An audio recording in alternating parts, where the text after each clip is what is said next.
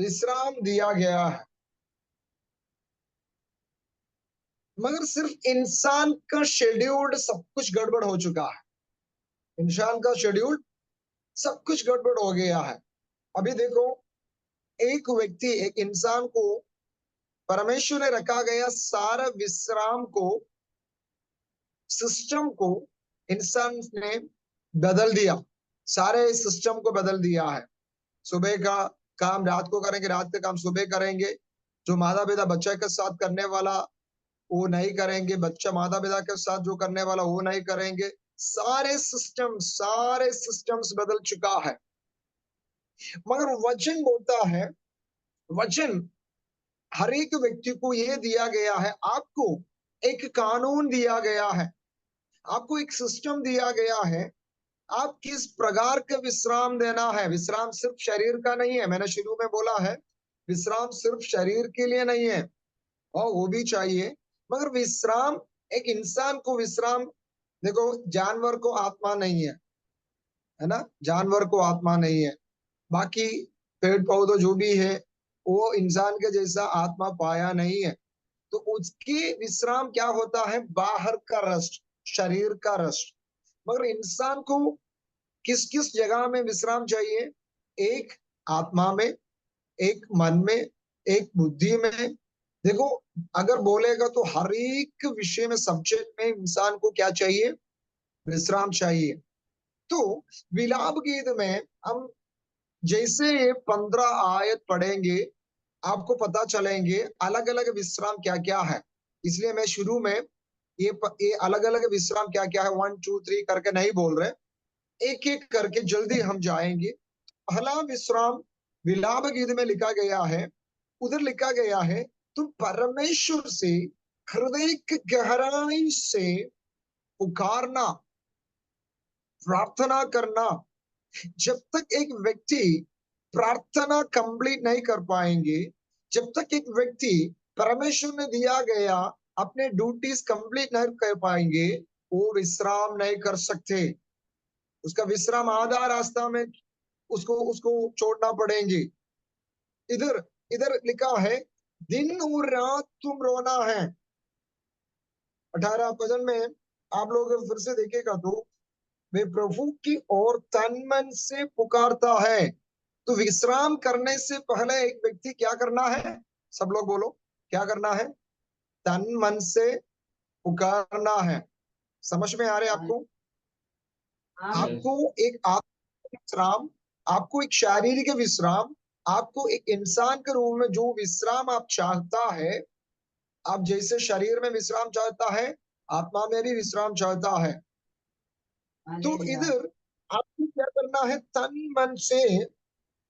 तन मन से पुकारना है कि सियोन की कुमारी, क्या करना है, अपने असुरात दिन नदी के समान बहाती रह। कभी कभी पूछता है, भैया कब तक ऐसा रोना है, कब तक हम क्लेश उड़ाना है, कब तक हम कष्ट सहना है, हमारा विश्राम कब होंगे, हम जब कब आराम कर सकते। हालेलुया। आपका उत्तर इस वचन में है, परमेश्वर जब तक आपको विश्राम नहीं दे देंगे, तब तक आपको दिन हो रात हो आंसू बहाकर प्रार्थना करना है। हालेलुया। कितना लोग दिन रात आंसू बहाकर आज तक प्रार्थना किया है? कभी भी किया है क्या? दिन रात आप प्रार्थना किया है क्या? किया है? अपने हाथ दिखाएगा तो मुझे पता चलेंगे, सिर हिलाने से मुझे ज्यादा दिखाई नहीं पड़ेंगे। हालेलुया। जिंदगी में कभी कभी आप दिन को, रात को, आमीन, अश्रु बहाकर प्रार्थना किया है तो परमेश्वर आपको उस सब्जेक्ट के ऊपर विश्राम दिया है। मैं समझाएंगे। अभी इसमें जितना भी माता पिता है, 10 साल पहले, 15 साल पहले, 20 साल पहले आपका बच्चा का अवस्था, आपका घर के अवस्था कैसे था? इतना आपने आंसू बहाया है, इतना आपने रोया है, इतना आपने कष्ट उड़ाया है, इतना आपने सब कुछ सहन कर बच्चों लोग को बढ़ाने के लिए परमेश्वर का सामने प्रार्थना के साथ जो कुछ विषय, दिन हो रात हो, परमेश्वर का सामने जो कुछ विषय के लिए आंसू बहाया, उसका उत्तर मिला है क्या नहीं मिला है? मिला है क्या? नहीं मिला है। मतलब परमेश्वर उस विषय में आपको क्या दिया है? विश्राम दिया है। समझ रहे? विश्राम के एक अर्थ समझ में आ रहे? अभी रवि का शादी इतना करके, इतना प्रार्थना करके, मैं पिछले दिनों में नवीन विपिन से बात कर रहा था, कितना उपवास करके प्रार्थना करके उस बेटे का शादी हुआ है। एक बेटे का शादी या वो बेटी का शादी हो, कुछ भी हो, आप इतना साल का टेंशन, इतना साल के प्रार्थना, इतना साल के आंसू, उसके बाद जब प्रभु उसमें एक विश्राम देने का समय, प्रभु को हमें धन्यवाद बोलना, धन्यवाद बोलना। प्रभु जी आपका एक सब्जेक्ट में आपको क्या दिया है? विश्राम दे रहे। हालेलुया। समझ में आ रहे? समझ में आ रहे तो हालेलुया बोल सकते। तो विश्राम का मतलब क्या होता है? विश्राम का मतलब क्या होता है ना नीलम? ऐसा जाकर सोना, बस ये नहीं है विश्राम, ये नहीं है आराम। आराम कुछ और सब्जेक्ट में है। उसमें एक सब्जेक्ट यही है, हम विलाप गीत में पढ़ा है। तो क्या करना पड़ेंगे? विश्राम चाहते हुए एक व्यक्ति क्या करना है? पुकारना है। कैसे पुकारना है? आंसू बहाकर आपको क्या करना पड़ेंगे? परमेश्वर से पुकारना पड़ेंगे, प्रार्थना करना पड़ेंगे, क्योंकि तब भी आपका विषय के ऊपर आपको विश्राम मिलेंगे। 19 में क्या बोलता है? 19 में क्या बोलता है? रात के हर पहर के आरंभ में उठकर, थोड़ा और कठिन बात बोल रहे हैं। रात का हाँ हर एक पहर के आरंभ में उठकर, बीच बीच में उठना पड़ेंगे। बीच बीच में कितना बार हम बीच बीच में उठकर प्रभु का धन्यवाद बोलता है। तो बीच बीच में उठकर, आरंभ में उठकर, पहर के आरंभ में उठकर चिल्लाया कर, रात को उठकर कितना लोग चिल्लाता है। चिल्लाने का मतलब क्या होता है? चिल्लाने का मतलब क्या होता है? अगल बगल का व्यक्ति ये, ये सुनेंगे। कभी कभी हम कंट्रोल नहीं कर पाएंगे, बहुत दर्द के बीच में हम खुल जाता है, हमारे आंसू खुल जाता है, हमारा शब्द खुल जाता है, हो कर कर हम रोता है। जब कठिनाई, इतना दर्द है, उतना बहुत हम डिस्टर्ब्ड है, कभी कभी हम कंट्रोल नहीं कर पाता है। हम सोचता है कंट्रोल करो, सब लोग हैं, मेरा शब्द कोई सुनना नहीं है। मगर कभी कभी क्या होता है? हमारे शब्द, ऊंचे शब्द, ऊंचे ऊंची आवाज हो जाता है। कब होता है? उतना दर्द सहने वाला व्यक्ति का सिर्फ और सिर्फ उसी का अंदर से ये शब्द आता है। तो रात को चिल्लाकर प्रार्थना करना क्यों करना है? तेरी बाल बच्चे जो हर एक सड़क के सिरे पर फूक के कारण मूर्छित हो रही है, उनके प्राण के निमित्त अपने हाथ उनकी ओर फैला। आपको कभी ऐसा लगा है आपका बेटा और बेटी भूखे हैं? कभी आपको ऐसा लगा है? मैं माता पिता से पूछ रहे, कभी कभी आपको ऐसा लगता है कि मेरा बच्चा भूखे है? कभी नहीं भैया, हर समय हमको ऐसा लगता है ये भूखे है। सुबह से शाम तक ये भूखे रहता है ना। माता सुबह जितना भी बीमार हो, माता पिता कितना भी क्लेश सहकर उठकर बच्चों लोग के लिए खाना पका कर देता है। वो मांगने से पहले उसके लिए पहले से तैयार करके रखता है। मैं आपसे एक सवाल पूछूं, आपको कभी ये लगा है कि आपका बच्चा आत्मा में भूखा है? कभी आप अपने बेटा के लिए, बेटी के लिए आत्मीय आहार बनाकर दिया है क्या? अभी भी आप लोग दिन में सुबह उठकर चाय बनाता है, नाश्ता बनाता है, दोपहर का खाना बनाया है, अभी भी अब आराधना में बैठने से पहले आपने क्या किया है? आराधना क्या बात, जो खाना है वो पहले से बनाकर रखा है। आत्मा में अपने बेटा का, बेटी का भूख देखा है कभी? इसलिए इस वचन बोलता है चिल्लाकर प्रार्थना करना। अगर आपके बेटे को भूख नहीं है तो आप हॉस्पिटल में लेके जाता है, डॉक्टर से बोलते हैं बेटा, डॉक्टर ये खाना नहीं खा रहे, उसको थोड़ा टॉनिक दे दो, जो कभी कभी लाल कलर में आता है ना नितिन, कभी पिया है मुझे मालूम नहीं। इसको भूख नहीं है, नीलम को भूख नहीं है, बच्चा लोग को भूख नहीं है, थोड़ा खाना खाने के लिए उसको भूख के लिए शायद नवीन को दिया है, मुझे याद है अभी भी 4 साल पहले नवीन को कुछ दवा लेकर दिया तो भूख नहीं है बोलकर। आपको इतना चिंता होता है, मगर मेरे प्रियो जब आपकी बेटा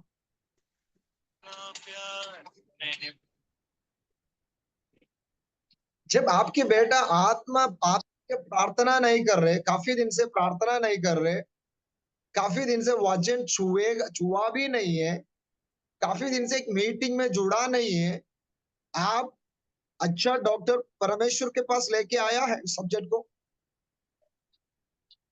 हाथ उड़ाना नहीं, मैं आपसे पूछ रहे कितना दिन परमेश्वर से आप ये बोला है, प्रभु जी मेरे बेटे को इस वचन के बारे में कुछ भी भूख नहीं है, मेरे बेटी को प्रार्थना के बारे में कुछ भी भूख नहीं है, उसको थोड़ा भूख दे दीजिए अप्पा। Hallelujah, hallelujah. मेरे प्रियो प्रार्थना करना, मेरा बेटा को, मेरा बेटी को, मेरे मेरे पति को, मेरे जो भी रिश्तेदार हो, उसको इस वचन के बारे में ज्यादा भूख होना ही है। इसलिए बिलावा गीत में बोलता है, बेटा इधर भी बिलावा गीत में भी एक विश्राम के बाद बोलता है, मगर विश्राम करने से पहले आप लोग ये पाना है, ये करना ही है। कैसे विश्राम? एक अंतिम विश्राम में हम जा रहे हैं, एक आखिरी नींद में हम जाएंगे, उसके बाद कोई भी उस नींद से बाहर नहीं आएंगे। उससे पहले, उस विश्राम से पहले वो कब होंगे किसी को पता नहीं है, किस उम्र में होंगे किसी को पता नहीं है। मैं नहीं बोल सकते मेरा 29 साल हो, अभी 39 और मेरा एज चल रहा है, अगला साल मेरा है करके मैं नहीं बोल सकते। तो मैं ये नहीं बोल सकते मैं 5 साल के बाद कर सकते, नहीं, अभी अभी। हालेलुया। तो हम दो विषय चिंता किया, अभी आगे हम आगे दूसरा तीसरा पॉइंट में जाएंगे। तो बिलाप के 2 का 18 19, अभी 3 का 39। इसलिए जीवित मनुष्य क्यों कुड़कुड़ाए और पुरुष अपने पाप के दंड को क्यों बुरा माने। और उसका 40, हम अपने चाल चलन को ध्यान से परखे और यहोवा की ओर फिरे। देखो, एक व्यक्ति विश्राम में चलने से पहले अपने चाल चलन को देखना।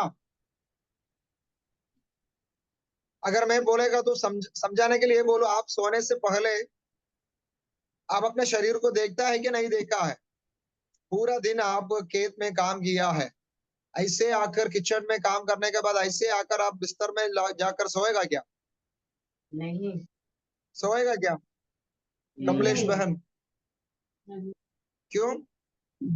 आपको ये मालूम है सोने से पहले अपना शरीर को शुद्धि करना है। आप लोग चिड़िया को देखा होंगे, ज्यादा से ज्यादा कौवा पूरा गंदा में ही वो जाकर सब कुछ खाना पीना सब कुछ उधर ही करता है, मगर दिन में कई समय वो जाकर नहाता है, किधर भी पानी मिलो वो अपने शरीर को शुद्ध करता है।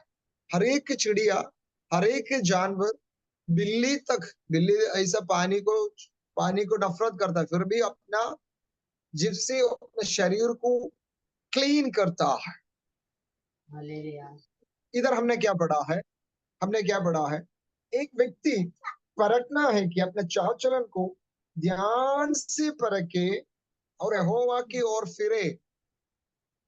विश्राम में जाने से पहले आप परखना, क्या मैं विश्राम में मुझे उधर कुछ डिस्टरबेंस तो नहीं होंगे, उधर कोई बेड में कोई गंदा तो नहीं है, बेड में कोई चिपकली नहीं है, और कुछ नहीं है, कोई साफ नहीं है, कोई और कुछ दुष्ट जानवर तो मेरा बेड में नहीं है। सब कुछ हम देखता है, सब कुछ देखता है। तो आत्मा में एक व्यक्ति है, देखना, वापस आकर हमें क्लीन नहीं कर पाएंगे, वापस आकर हम ऐसे नहीं कर सकते, ठीक है। तो विलाप गीत को मैं उधर छोड़ रहा, क्योंकि हमारा समय बहुत जल्दी जा रहा है। विलाप गीत मैं उधर छोड़ रहा, विलाप गीत में काफी वजन है, मैं उसमें नहीं जा रहा। हिजकिय्याह नाम के एक राजा था। एक बार यहोवा के भविष्यवक्ता आकर उससे बोला है, तुम अपना घर का सारे बात को जल्दी कर लीजिए, तुम्हारे आत्मा तुम्हारा शरीर से अलग होने का समय हो चुका है। हिजकिय्याह ने क्या किया है, आपको पता है। हिजकिय्याह ने दरवाजे उसको दीवार के और अपने चेहरा रखकर रोना शुरू किया, जैसा विलाप गीत में बोला गया है। उसने आंसू बहाकर रोया, पिता से रोया, हे स्वर्गीय पिता, मेरा बहुत कुछ मुझे करने के लिए बाकी है, मैं कुछ भी नहीं किया, मेरा बच्चा छोटा छोटा है, मेरे राज्य में मैं कुछ भी नहीं कर पाया, मेरे घर का परिस्थिति में मैं बहुत कुछ करने के लिए बाकी है। और बोला, मैंने अभी तक सीधा मन से आपके सामने चला है, मैं कोई गलती के लिए मेरा हाथ नहीं बढ़ाया है, सब कुछ आपको याद है ना। ये बोलकर हिजकिय्याह ने प्रार्थना किया। आपको पता है, प्रभु का दास उसका घर का गेट छोड़कर जाने से पहले प्रभु का वाणी प्रभु का दास को मिला है, चलो वापस चलो, वापस उस महल में जाकर बोलो, मैं तुम्हारे आयु को कितना साल और दे रहे, 15 साल और बढ़ा रहे। मेरे प्रियो, एक बड़ा विश्राम के लिए परमेश्वर जब हिजकिय्याह को अगुवाई दे लिया, तब हिजकिय्याह ने बोला, नहीं, मेरे को बहुत कुछ करना बाकी है, बहुत कुछ करना बाकी है। तो विलाप गीत का विषय में उधर छोड़ रहे। नेहम्याह का पुस्तक में हम आएगा, नेहम्याह 4, आप लोग बस लिख लीजिए, खोलने का जरूरत नहीं, समय हमारा जल्दी जा रहा है इसलिए। नेहम्याह 4 लिखने वाला लिख लीजिए। नेहम्याह 4 अध्याय में उधर एस्रा, नेहम्याह, बाकी लोग क्या कर रहे हैं, प्रभु के कलीसिया के दीवार, कलीसिया किधर किधर टूट गया है, किधर किधर गिर चुका है, उसको उसको फिर से बना रहे। अभी पढ़ो मत, इधर देख लीजिए, इधर देख लीजिए। नेहम्याह 4 अध्याय में ये क्लियरली लिखा गया है कि नेहम्याह एस्रा लोगों को ये बोला है कि जब तक इसका काम कंप्लीट नहीं होंगे तब तक विश्राम नहीं करना है। आप में से हर व्यक्ति गांव में अपना घर बनाया है ना। मैं आपसे पूछूं, क्या एक ही दिन में आपका घर बनाया है क्या? नहीं, नहीं। एक हफ्ता में? नहीं, नहीं। आजकल आजकल मिस्त्री लोग कर रहे हैं, पहले क्या घर के बात बोल रहे हैं। जब मैं आने का समय, आपको पता है, किसी के पास भी, सबके पास नहीं था, किसी किसी बहुत सारे लोगों के पास ईटा से एक घर भी नहीं था, पूरा मिट्टी का। मुझे अभी भी याद है, पहला साल में मैं डर में फोन उड़ाता है, क्योंकि कभी भी फोन बारिश का समय में बोलता, भैया हमारा घर गिर गया, हमारा वो गिर गया, साधना का उधर, पूनम घर का उधर, इधर कई लोग मुझे सबका नाम भी पता नहीं है, किधर किधर से फोन आते, भैया बारिश हो रही है, प्रार्थना कर लीजिए, हमारा घर गिरने वाला है। मैं बहुत दुख से रोया है, प्रभु बारिश को कंट्रोल कर लीजिए अप्पा, हमारे विश्वासी भाई बहनों का घर गिरना नहीं है। पहला साल पूरा मैंने यही प्रार्थना किया, दूसरा साल मैंने यही प्रार्थना किया, प्रभु जी सबको एक घर दे दीजिए, ज्यादा नहीं, 2 कमरा का घर हो तो भी ठीक है। प्रभु का महिमा के लिए बोलो, सब लोग को प्रभु घर दिया, सब लोग को। मैं नहीं दिया, पर परमेश्वर ने दिया है। तीसरा साल से मुझे इसके लिए प्रार्थना करना नहीं पड़ा, प्रभु जी किसी का घर गिरेगा करके मुझे प्रार्थना करने का नहीं पड़ा, क्योंकि मेरा परमेश्वर उसके अंदर सबको घर दे चुका है। इधर मैं आपसे ये आज क्यों बोल रहा है, जब हम ईटा से नहीं मिट्टी से घर बनाने का समय, एक दिन में, 2 दिन में, एक हफ्ता में हम नहीं घर नहीं बन पाएंगे। मुझे अभी भी याद है, आप लोग नहर से मिट्टी लेके आना, इतना तकलीफ है, टेला में कितना कितना कितना दिक्कत होता है। एक बार मिट्टी उधर से खोदना, लेके आना, फिर इधर आकर उसको मिक्स करना, इतना सारा काम रहता है इसके अंदर। फिर भी आप लोग इस काम के बीच में, बीच बीच में सो जाता है, कोई प्रॉब्लम नहीं है, क्योंकि अपना घर है, कोई लेकर नहीं जाएंगे। जो अपना घर में बनाया, आपके घर के सामने लेकर डाला है, तो कोई भी लेकर नहीं है। मगर नेहम्याह इसराइल का समय में यरूशलेम का कलीसिया का दीवार और कलीसिया के अलग अलग फाटक गिर चुका था। उसको विश्राम करने के लिए, रेस्ट करने के लिए टाइम ही नहीं मिला, क्योंकि जल्दी से जल्दी इसको कंप्लीट करना है। इसलिए नेहम्याह इसरा लोगों को डबल ड्यूटी दिया, दिन में रात में भी जागने के लिए। एक हाथ में तलवार, एक हाथ में काम। कलीसिया और घर का बनने में दोनों में फर्क है। घर बनने के समय कोई प्रॉब्लम नहीं, मगर कलीसिया बनने का समय एक सेकंड भी सोना नहीं है। कोई हमें नहीं बोलेंगे भैया क्या बात बोल रहे हैं। ये सोने के बाद नहीं बोल रहे, मैं आत्मा में जागते रहो, जागते रहो। कैसे सोना नहीं है? जब एक जगह में वजन नहीं है, एक जगह में दुरुपदेश है, एक जगह में आत्मा का विरुद्ध में कुछ काम कर रहे, तो आप उधर जाकर सोना नहीं है। आपको जागने के लिए बुलाया गया है प्रभु।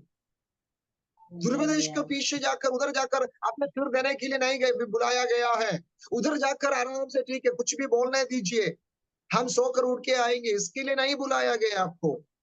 आप जिंदा है तो, आप जिंदा खुदा के सामने है तो आप जागना है, जागना है, जागना है।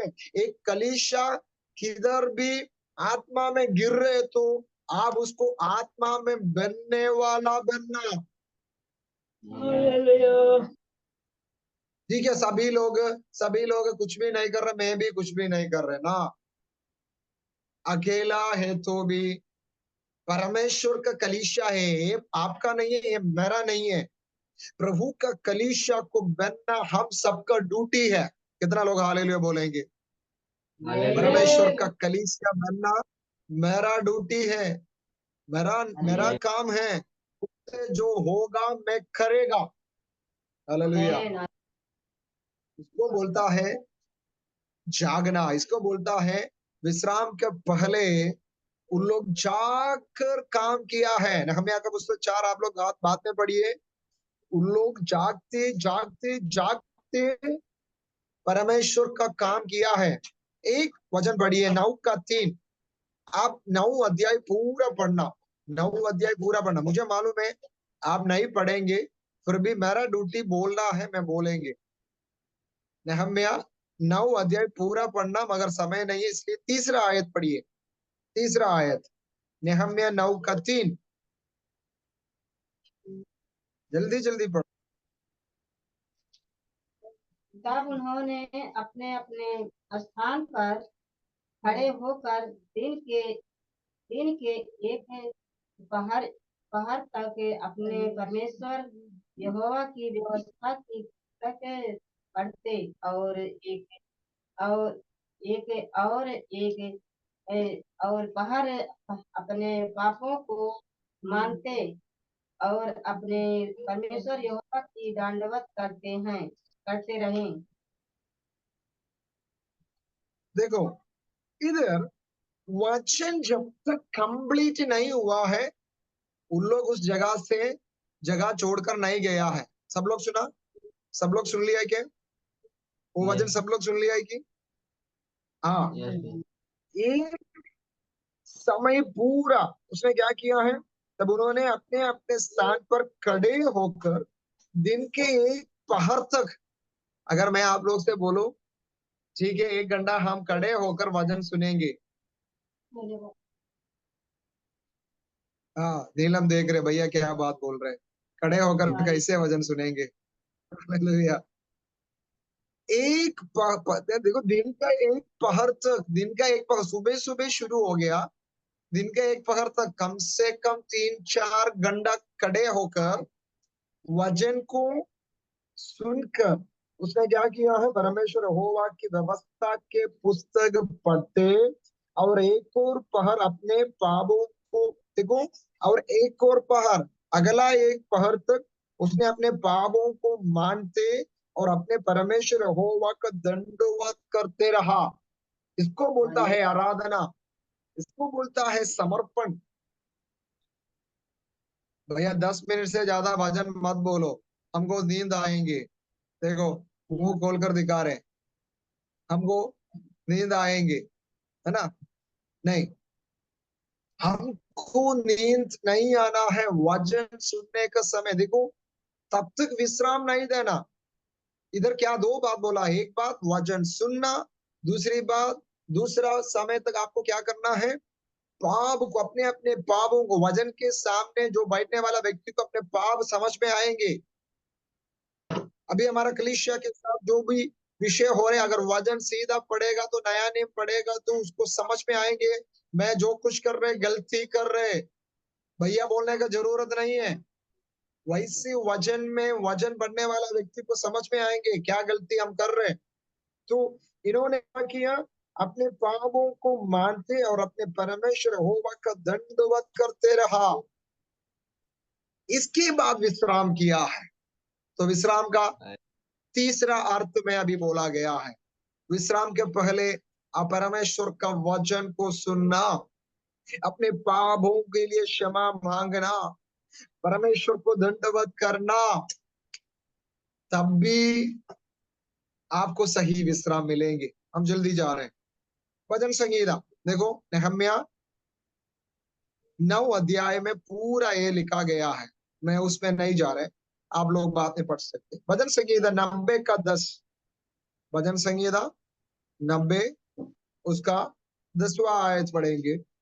Psalm chapter 90 verse 10। हमारी आयु के वर्ष 70 तो होते हैं, और चाहे बल के कारण 80 वर्ष भी हो जाए, तो भी उनका घमंड केवल कष्ट और शोक ही शोक है। वह जल्दी कट जाती है और हम जाते रहते हैं। देखो, इधर एक विश्राम के बारे में बोला गया, हमने इस विषय को पहले बोल दिया इसलिए मैं वो दोबारा बोलना नहीं चाहती। इधर एक व्यक्ति का आयु के विश्राम कब होता है, 60 60 70 80, उसके बाद हम जल्दी चला जाता है। उसके पहले हमको करने के लिए बहुत कुछ है, उसके पहले हमको करने के लिए बहुत कुछ है। एक माता बनने के बाद, एक पिता बनने के बाद, एक भाई के स्थान में, एक बहन के स्थान में, हर एक व्यक्ति को ड्यूटीज एंड रेस्पॉन्सिबिलिटीज बहुत कुछ है, उसमें मैं नहीं जा रहे। इधर भी एक विश्राम के बारे में बोल रहे हैं, वो और कुछ नहीं है, अपने जीवन का विश्राम, अपना लाइफ, अपना इस मिट्टी को विश्राम में छोड़ेंगे। उसका 17 पढ़िए, 17 पढ़िए। हमारे परमेश्वर यहोवा की मनोरथा हम पर प्रकट हो। तू हमारे हाथों का काम हमारे लिए दृढ़ कर, हमारे हाथों के काम को दृढ़ कर। देखो, हम विश्राम करने से पहले हमारे हाथों के काम को यहोवा क्या करके देंगे, पूरा करके देंगे। आप में से हर व्यक्ति अनेक विषय के लिए कोशिश करता है। हम अपने बच्चों के लिए, अपने परिवार के लिए, अपने खेत के लिए, अपने संपत्ति के लिए बहुत कुछ, एक घर बनना है, कुछ भी हो, हम बहुत कुछ हम ट्राई करता है, मगर ये कब कंप्लीट हो जाएंगी, जब यहोवा का सहायता है। तो भजन संहिता 127 में क्या लिखा गया, अगर इंसान परमेश्वर को छोड़कर प्रयत्न किया तो उसका प्रयत्न क्या है, व्यर्थ है, व्यर्थ है। हालेलुया। उसका प्रयत्न क्या हो जाएंगे, व्यर्थ हो जाएंगे, व्यर्थ हो जाएंगे। तो उसके 15 में भी ऐसा लिखा गया है कि जितने दिन तू हमें दुख देते आया और जितने वर्ष हम क्लेश भोगते आया है, उतने ही वर्ष हमको आनंद दे। तो कितना वर्ष आपको नष्ट हुआ है, कितना वर्ष आपने क्लेश सहन लिया है, उस वर्ष को परमेश्वर वापस देंगे, वापस देंगे। कब देंगे, अगर प्रभु का साथ आप विश्राम, प्रभु आपको जो समय देता है उस समय आप विश्राम करना चाहता है तो प्रभु आपको आपका सालों को वापस देंगे। मैं उधर भी नहीं रुकना चाहता, जल्दी जाएंगे। पुराना नियम में इसराइल के बारे में देखेगा तो इसराइल के बारे में देखेगा तो पुराना नियम में इसराइल के बारे में देखेगा तो 3 टाइप का विश्राम उधर लिखा गया है। Mainly 3 type, mainly 3 type. क्या क्या है? पहले इसराइल मिस्र देश से आने का समय वाक्तता, मतलब जो वायदा किया हुआ मिट्टी में पहुंचने का समय तक। मैंने एक और बार बोलेंगे, इसराइल मिस्र देश से आने का समय 3 विषयों में बारे में उन लोगों को ज्यादा ध्यान रखने के लिए बोला। एक, 3 विश्राम, 3 विश्राम इसराइल के लिए, 3 विश्राम। पहला विश्राम यही है, आप जब उस वायदे किया हुआ देश में, कौन सा देश है? कनान, है ना? हिंदी में कनान है क्या विपिन? हिंदी में कनान ही है ना? यस भी। हाँ। तो कनान देश में आने से पहले विश्राम नहीं करना। मरुभूमि में तुम ठीक है उधर शेड बनाकर, घर बनाकर, शहर बनाकर इधर ही बैठो, ऐसा बोला है क्या? नहीं बोला। बोला है क्या? मरुभूमि में कभी भी नहीं बोला ठीक है तुम इधर एक बड़ा शहर बनाओ, इधर ही रहो, आगे मत जाओ, ऐसा नहीं बनाया। उस कनान देश में पहुंचने का समय तक तुम विश्राम नहीं करना है। दूसरा, जब तक तुम तुम्हारा युद्ध को कंप्लीट नहीं करेंगे तब तक तुम विश्राम नहीं करना है।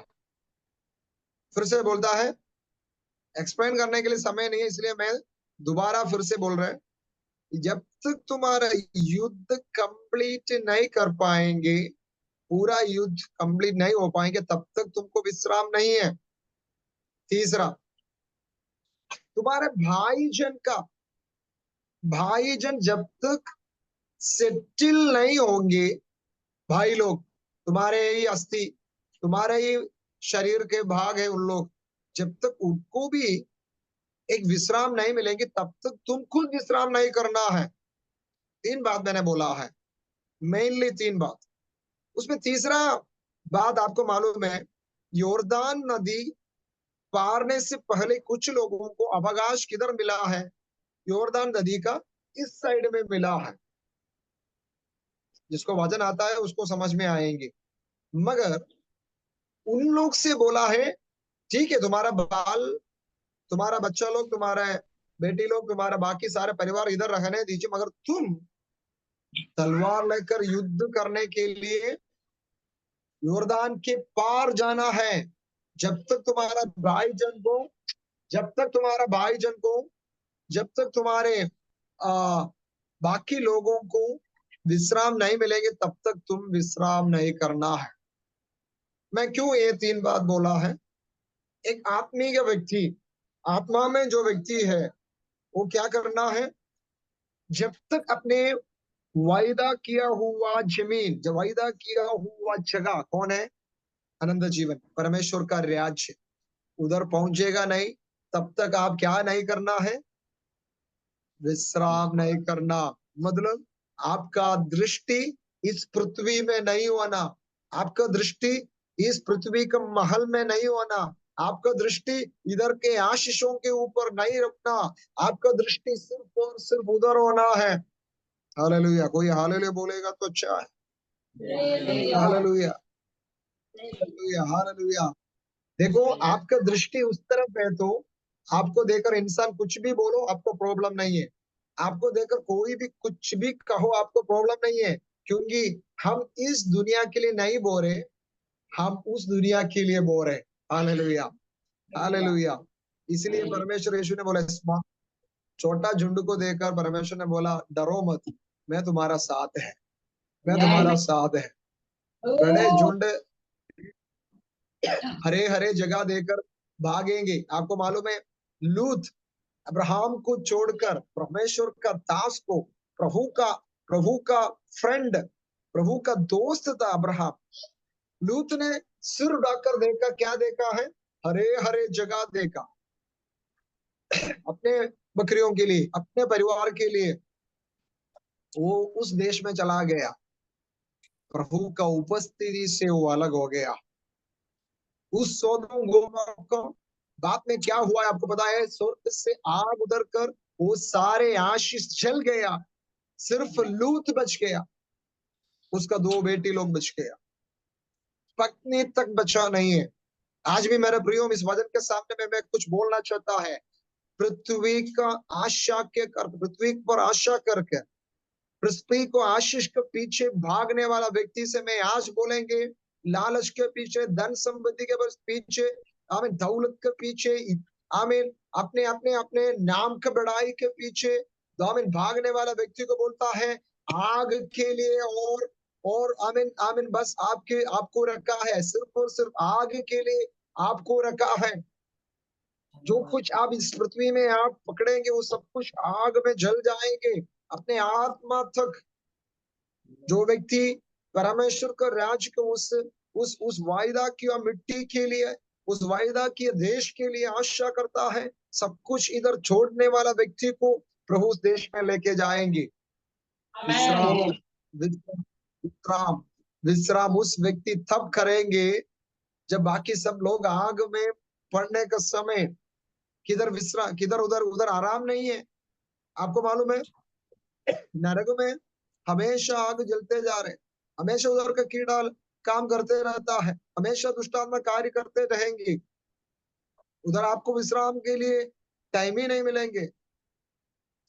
उधर आप धन संपत्ति को गिनती नहीं करेंगे। उधर हम ये नहीं बोलेंगे मेरा व्हाइट कॉलर है करके, मैं कुछ बड़ा हूं करके नहीं बोलेंगे। 4 लोगों के सामने कुर्सी नहीं ढूंढेंगे आप। Hallelujah, hallelujah. कितना लोगों को समझ में आ रहे हैं आज का वचन को, कितना लोगों को समझ में आ रहे हैं मेरे प्रियो। एक नया शुरुआत आपके अंदर होना, एक नया समर्पण आपके अंदर होना है। और आपको एक युद्ध है, आपको एक युद्ध है, मांस शरीर से नहीं है, लहू लहू से नहीं है, शरीर से नहीं है। आपका युद्ध दुष्टात्मा सेना से है।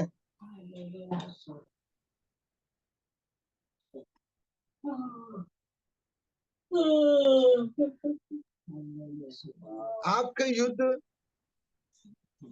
मांस शरीर से नहीं है, आपका शुद्ध युद्ध उस दुष्टात्मा सेना के साथ है जो आपके शहर को तोड़ने वाला, आपकी कलीसिया की दीवार को तोड़ने वाला, आपकी कलीसिया के आमें दरवाजों को तोड़ने वाला, आमें लोगों के विरुद्ध में, परमेश्वर का राज्य के विरुद्ध में, प्रभु का वचन के विरुद्ध में, आमें दुष्टता बोलते हुए दुष्ट वचन के विरुद्ध में आपका युद्ध है। हालेलुया। तीसरा मैंने बोला अपने अपने भाई बहन करके हमको एक चिंता होना। मेरा ही शरीर है, मेरा ही भाई बहन है, हमको किसी से नफरत नहीं है, चाहे वो कुछ भी करने दीजिए, मगर हमारा ही शरीर के भाग है। जब तक वो स्थिर नहीं होंगे तब तक हम प्रार्थना करते रहना। हालेलुया। अगला वचन वचन वचन लिखने वाला लिख लीजिए, यशायाह का पुस्तक 14 का 3 और 4। यशायाह चैप्टर 14 वर्स 3 और 4। जल्दी जल्दी हम वो पढ़कर आगे बढ़ेंगे। यशायाह 14 का 3 और 4।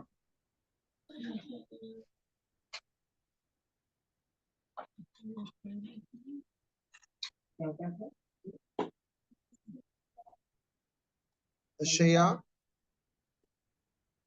14 14 1 4, उसका 3 और 4। जिस दिन यहोवा तुझे तेरे संताप और घबराहट से और उस कठिन श्रम से जो तुझसे लिया गया विश्राम देगा, उस दिन तू देखो बेबीलोन के उधर भी बस बेटा, उधर भी एक विश्राम के बारे में लिखा गया है। परमेश्वर एक दिन तुम्हारे लिए रखा गया है,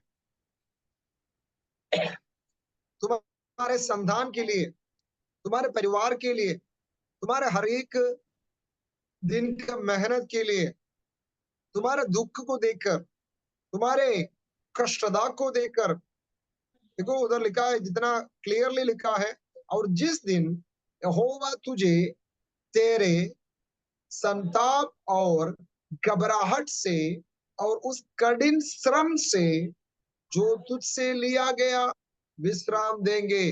परमेश्वर तुम्हारे हर अवस्था से तुमको विश्राम देंगे। इधर 3 बात बोला गया है, क्या क्या है? तेरा संताप, तेरा घबराहट, तेरा कठिन श्रम। देखो हमको विश्राम किस किस विषय में चाहिए? यशायाह का पुस्तक में और भी है, मैं उसमें नहीं जा रहे, फिर भी इम्पोर्टेंट जो मेन है वो बोल रहे हैं। हमको अपने संताप से विश्राम चाहिए, घबराहट से विश्राम चाहिए, कठिन श्रम, बहुत कुछ हम कठिनाई के साथ परिश्रम करता है, इन सब से हमको विश्राम चाहिए। क्यों चाहिए? क्योंकि हम परमेश्वर के लिए गाना गाने के लिए 4 वचन में लिखा, 4 वर्ष में लिखा है, उस दिन तू बाबुल के राजा पर ताना मारकर कहेगा, परमेश्वर कराने वाला कैसे ना परिश्रम कराने वाला कैसे नाश हो गया। सुन भले मंदिरों से भरी नगरी कैसे नाश हो गया है। आगे आप पढ़ेगा तो दुष्ट लोगों को परमेश्वर ने कैसे न्याय दिया है, न्याय दिया, ये देखकर आप गाना गाएंगे। तो 3 बात क्या क्या था? एक क्या है? हाँ, आप लोग ध्यान से बैठा है तो बोल सकते हैं। तेरा संताप, तेरा घबराहट, तेरा कठिन श्रम से विश्राम। आगे हम दूसरा वचन खुलेंगे। यशायाह का पुस्तक में भी एक वचन पढ़कर हम आगे जाएंगे। 57 का 1 और 2, 57 1 and 2, chapter 57 1 और 2। धर्मी जन नाश होता है और कोई इस बात की चिंता नहीं करता। वक्त मनुष्य उठा लिया जाता है परंतु कोई नहीं सोचता। धर्मी जन इसलिए उठा लिया गया कि आने वाली आपत्ति से बच जाए। कभी कभी ऐसा भी होता है, हमको कुछ बात से हम विश्राम नहीं मांगता है, फिर भी परमेश्वर हमको जबरदस्ती विश्राम देता है। आज तुम मत जाओ, आज तुम उस विषय में मत सोचो, आज उस विषय के बारे में ज्यादा चिंता मत ले लो। कई विषय में हमको प्रभु ध्यान देता है। उसमें एक शब्द मुझे बहुत अच्छा लगा, धर्मी जन नाश होता है और कोई इस बात की चिंता नहीं करता है। हम विश्राम करने से पहले एक बार ये सोचना, कितना धर्मी जन हर दिन नाश हो रहे, हर दिन नष्ट हो रहे। वचन में ऐसा लिखा गया, दुष्ट का प्लान, हर दिन शैतान सुबह उठकर क्या करते हैं मालूम है? आज किसको गिराना है, आज विपिन को कैसे गिराएंगे, आज सुमन को कैसे गिराएंगे, आज उसके अंदर कैसे हमें निराशा डाल देंगे, आज किस परिवार को मैं तोड़ना है, यही प्लान करता है। धर्मी लोगों के पीछे ही वो आता है, मगर हमको फर्क नहीं पड़ता है, हम उसके लिए प्रार्थना भी नहीं कर रहे। कोई गिरने से हम सीधा बोलते हैं वो गिर गया, हम ये नहीं सोचता है कि कल हम भी इस अवस्था में फंसेंगे।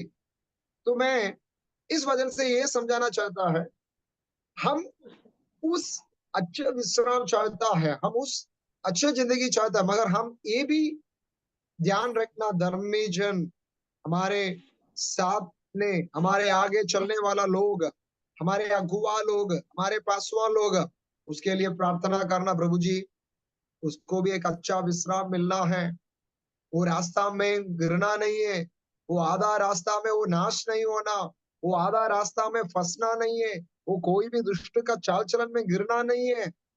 Hallelujah, hallelujah. अगला वचन हम पढ़ेंगे, भजन संगीता 55 का 6, 55:6।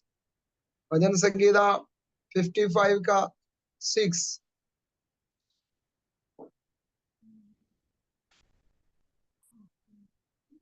तब मैंने कहा, भला होता कि मेरे कबूतर के से पंख होते तो मैं उड़ जाता और विश्राम पाता।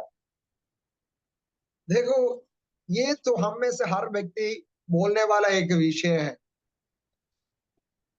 अरे इस जिंदगी से भागना कितना अच्छी बात है ना। ऐसा जिंदगी से अच्छा है कहीं भाग कर अकेला चला जाओ। इस उम्र के अंदर हम में से हर एक व्यक्ति कभी कभी ऐसा सोचे अकेला कहीं जाने से अच्छा है। सोचा है कि नहीं सोचा है? सोचा है। हम कभी सोचता है ये सारा टेंशन क्यों लेना है हम। इससे अच्छा है सब कुछ छोड़कर कहीं चला जाओ। हालेलुया। सारे सब्जेक्ट से सारे समस्या से कहीं भाग जाओ। हालेलुया। है ना। बचपन से हमें यही सोचता है भागना अच्छा है, कहीं भी भाग जाओ।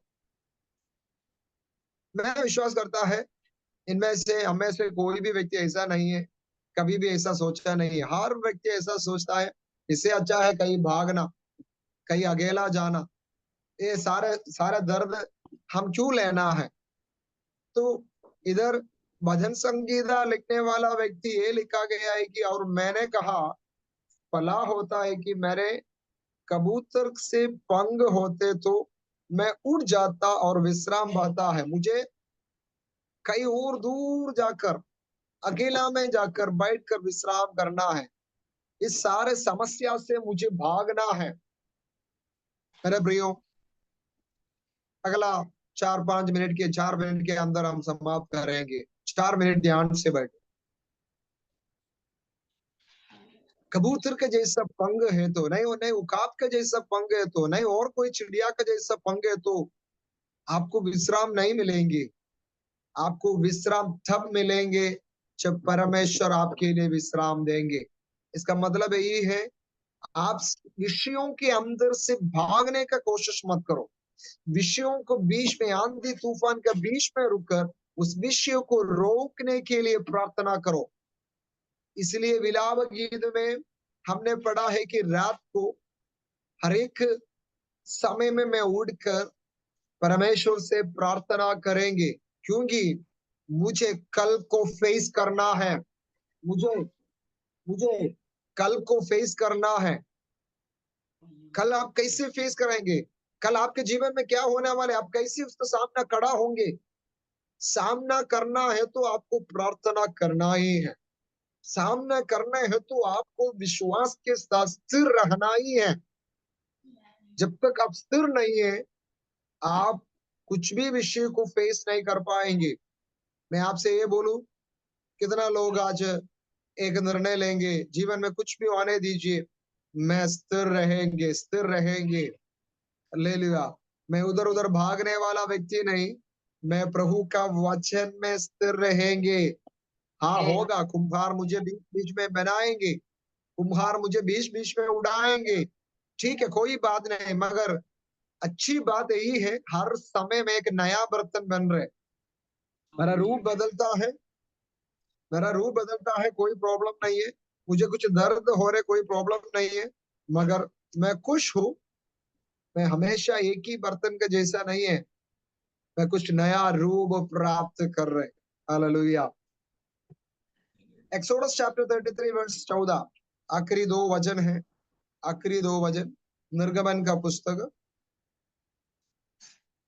33 उसका 14 में ऐसा लिखा गया है कि एक प्रार्थना है। यहोवा ने कहा मैं आप 33। चलूंगा और तुझे विश्राम देंगे। ये प्रार्थना मूसा ने किया है। मूसा परमेश्वर से यही प्रार्थना किया, प्रभु जीवन में तू मेरा साथ आना है, तू मेरा साथ आना है। मैं तुमको चाहता है, मैं विश्राम चाहता है, मगर आपका सेवकाई करने के बाद आपको पता है मूसा के पास कितना सारा लोग आता था। मूसा मूसा कितना लोगों को लीडर था। उस मूसा ने परमेश्वर से बस एक ही बात मांगा। सुलेमान ने परमेश्वर से बुद्धि मांगा है। तो मूसा परमेश्वर से क्या मांगा? योर प्रेजेंस, तेरा उपस्थिति। हमें से कितना लोग ये चाहता है परमेश्वर को उपस्थिति चाहिए? हालेलुया हालेलुया यहोवा ने मूसा से बोला, क्या बोला है? मैं तुम्हारा साथ चलूंगा और तुझे विश्राम दूंगा। आप कभी सोचा है कैसे विश्राम है?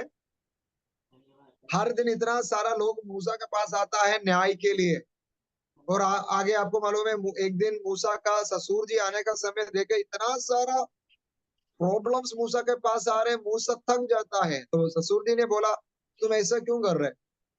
तुम कुछ लोगों को चुनो, सेलेक्ट करो और उसको तुम्हारे नीचे काम के लिए रखो।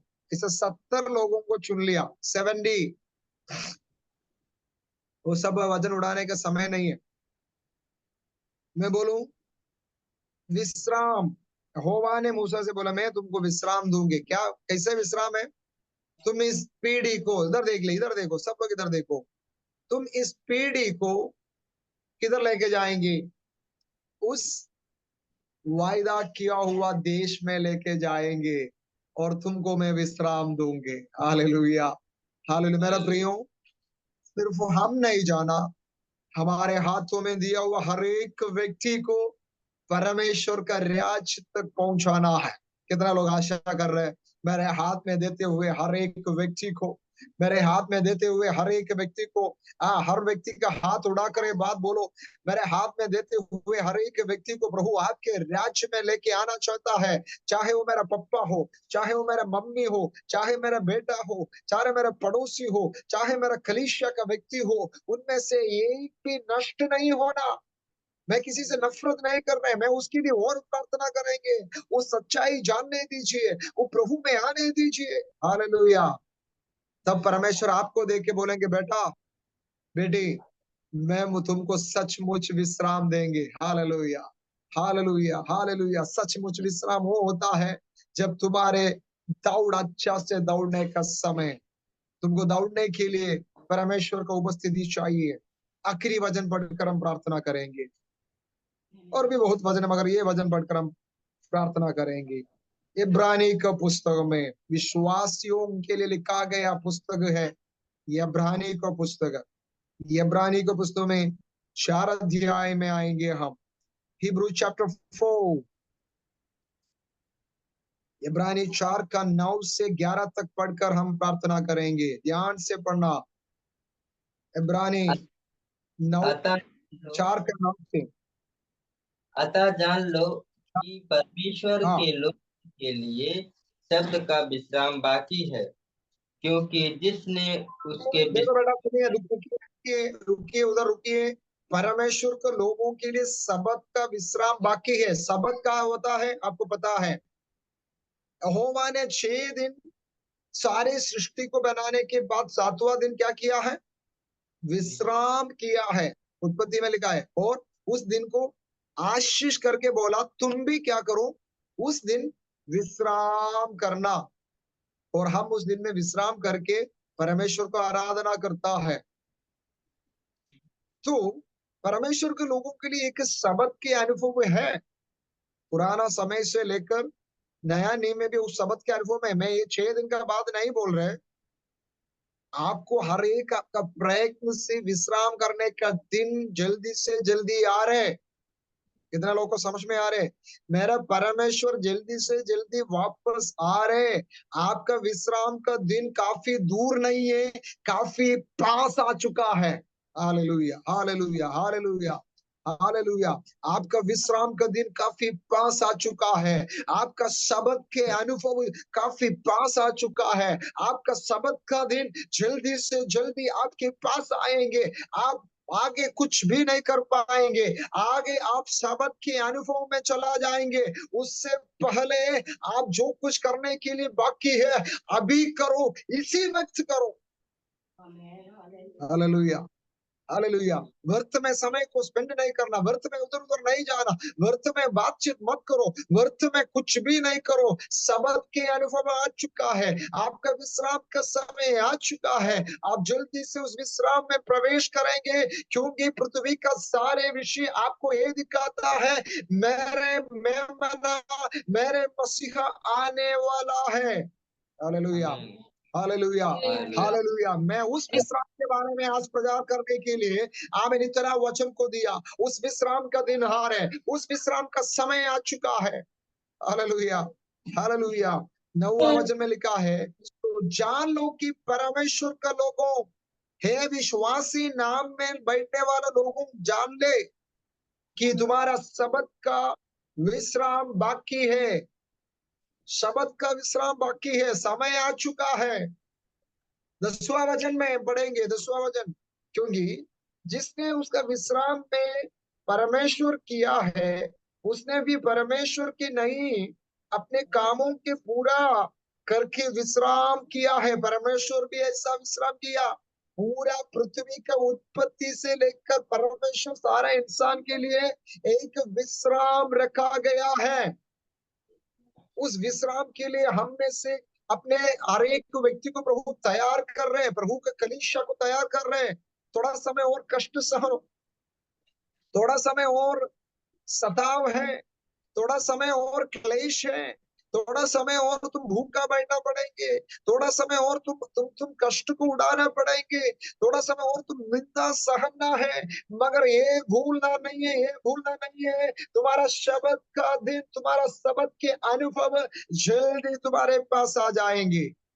Hallelujah, hallelujah, hallelujah, hallelujah, hallelujah. मैं उधर समाप्त करता है, समाप्त करता है। आप 12वां वचन में लेकेगा तो उधर भी परमेश्वर का वचन के बारे में अंतिम दिनों में क्या क्या करना है, अंतिम दिनों में आपको क्या क्या करना है, इसके बारे में पहले प्रचार कर चुका है। शब्द के अनुभव आपके सामने है, तो आपको क्या क्या करना है। पुराना नियम में इसराइल ने शब्द का दिन के पहले अपने सारे काम को पूरा किया। ध्यान से इधर देखो सब लोग, आखिरी मिनट है, इधर देखो, अभी बाइबल मत पढ़ो, ध्यान से इधर देखो। पुराना नियम में 6 दिन काम करके 7वां दिन में परमेश्वर अपने लोगों को बोलो, 6 दिन तुम मन्ना ले लो, कुछ भी ले लो, 6 दिन करो, 7वां दिन में तुम विश्राम पाना है।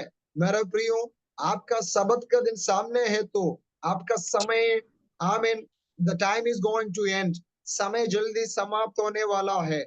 आप जो कुछ करना है अभी करना। आमीन। कल कल कल करके, आमीन, कल में उपवास करेंगे, कल में प्रार्थना करेंगे, कल में रात को उठकर प्रार्थना करेंगे, अगला हफ्ता में वो करेंगे, नहीं नहीं नहीं। इसी वक्त, इसी समय में, इसी समय में आपको एक अच्छा विश्राम चाहिए, तो अब अच्छे दौड़ को दौड़ना ही है।